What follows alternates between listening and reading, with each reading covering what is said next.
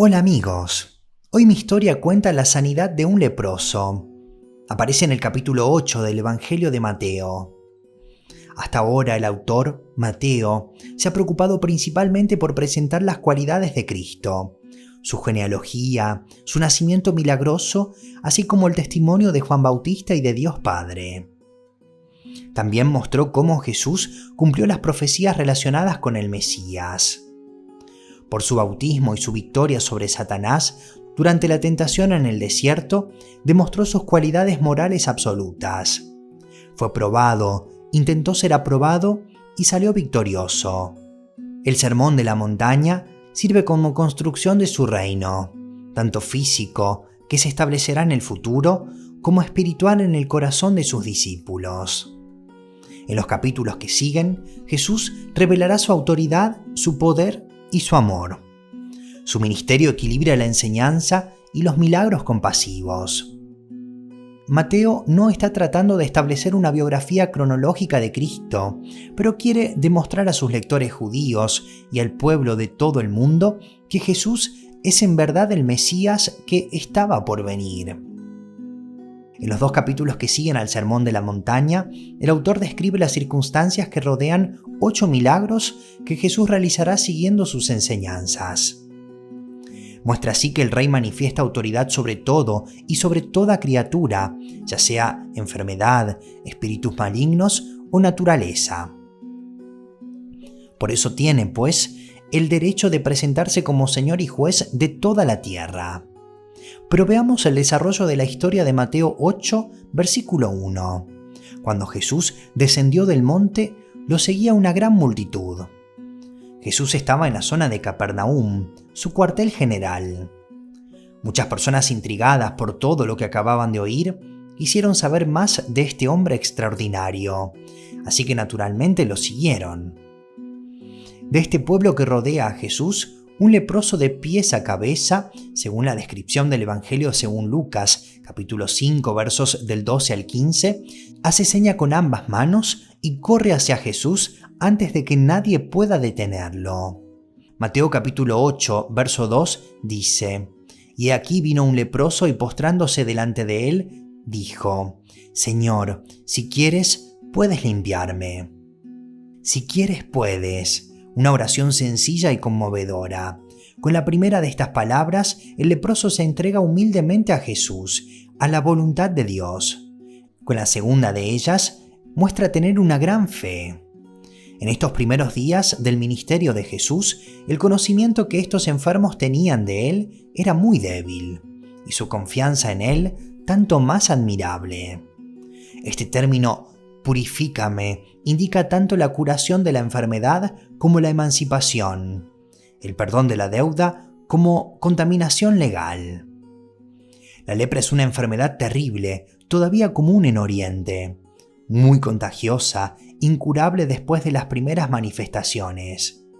En Segunda de Reyes, capítulo 5, verso 7, podemos leer más al respecto. Se explica que cubre todo el cuerpo con costras y llagas y se disuelve parcialmente antes de que sobrevenga la muerte.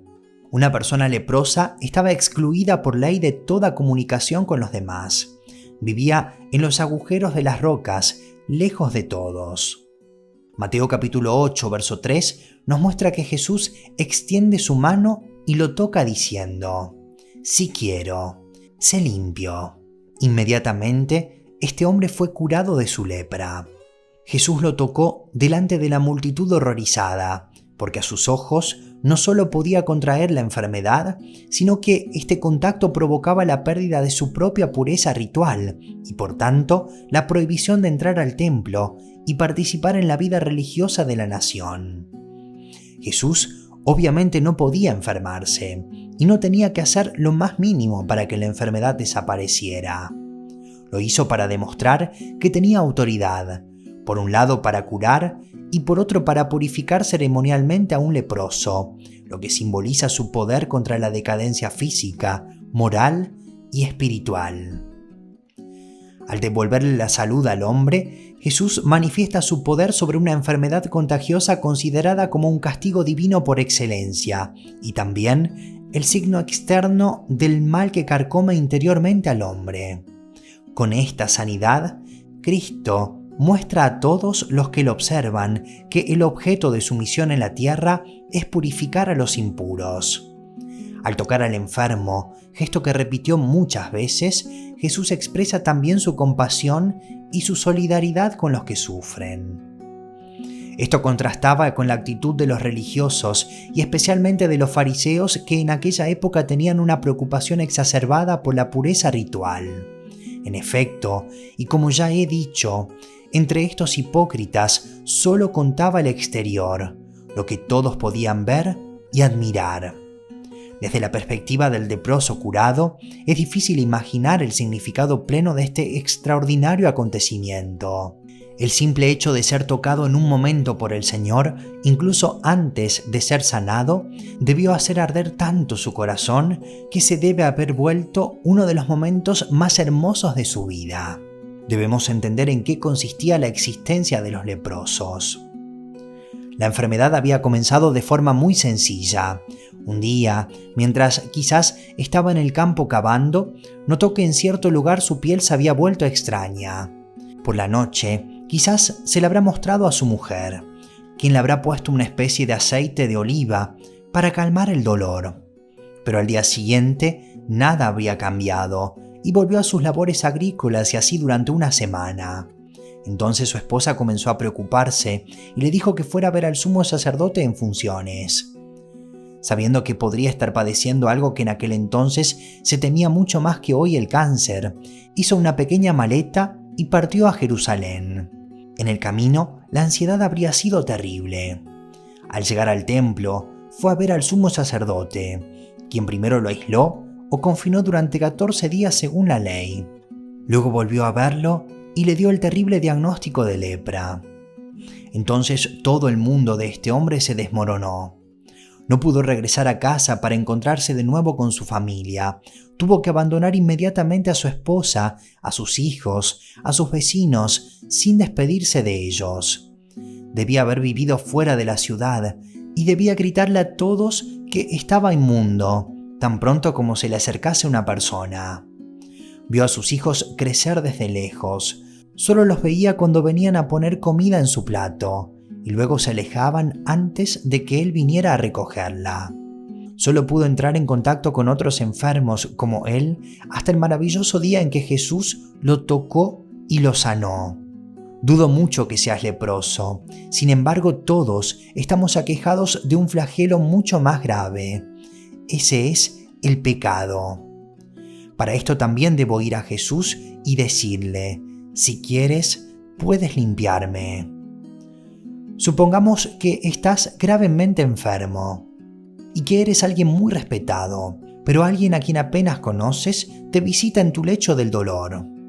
En lugar de las fórmulas habituales, esa persona toma tu mano y de repente sientes y sabes que estás completamente curado. Solo que este visitante inusual exige que no se lo cuentes a nadie excepto a tu médico. Creo que en una situación así sería muy difícil callarse.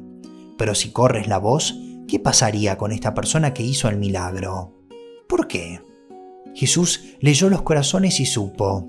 Si Jesús le pide al leproso que no diga nada ante un milagro tan grande, es porque no quería que sus milagros eclipsaran su enseñanza y su misión de Salvador.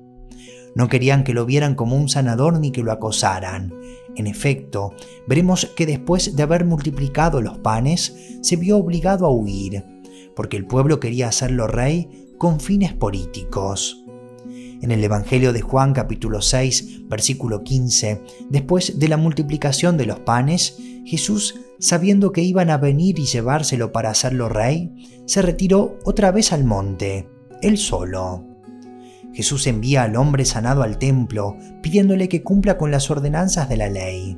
Con esto demuestra que respetaba los requisitos rituales que se le requerían a un leproso curado, lo cual era extremadamente raro, que este hombre fuera y se mostrara luego del milagro ante el sumo sacerdote oficial.